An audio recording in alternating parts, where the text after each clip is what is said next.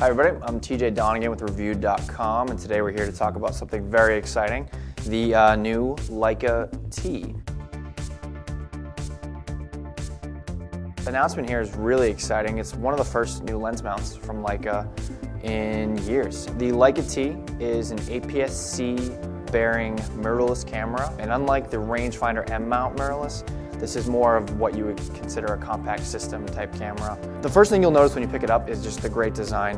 It has an all aluminum chassis, very minimalist, very traditional sort of mid 20th century design. It's definitely the kind of camera that Steve Jobs would have loved, that, you know, if Apple designed a camera for real, this is probably what it would look like. So the entire user interface is touch operated, and it's very similar to what you would see with a smartphone. You know, when you go to the menu, you have a home screen, but there's the ability to sort of drag and drop icons that represent sort of different functions to your home screen, so you can have a customizable experience. They also redesigned, and this is my favorite part, redesigned the strap lugs. So you have this very uninterrupted side design, and the lugs just click right into place.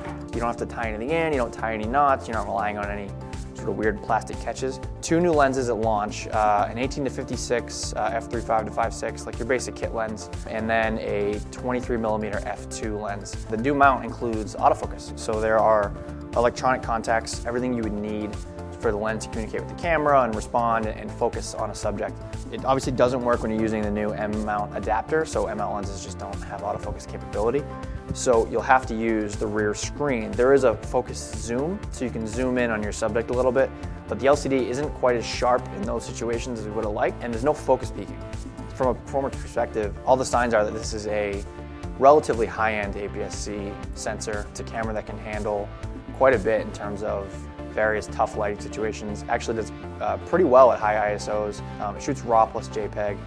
It speaks to Leica without being sort of slave to everything Leica's have been for the last 50 years. It's definitely a new camera that I think lives up to the Leica brand without having to necessarily do everything that every Leica camera's done, you know, since the 50s.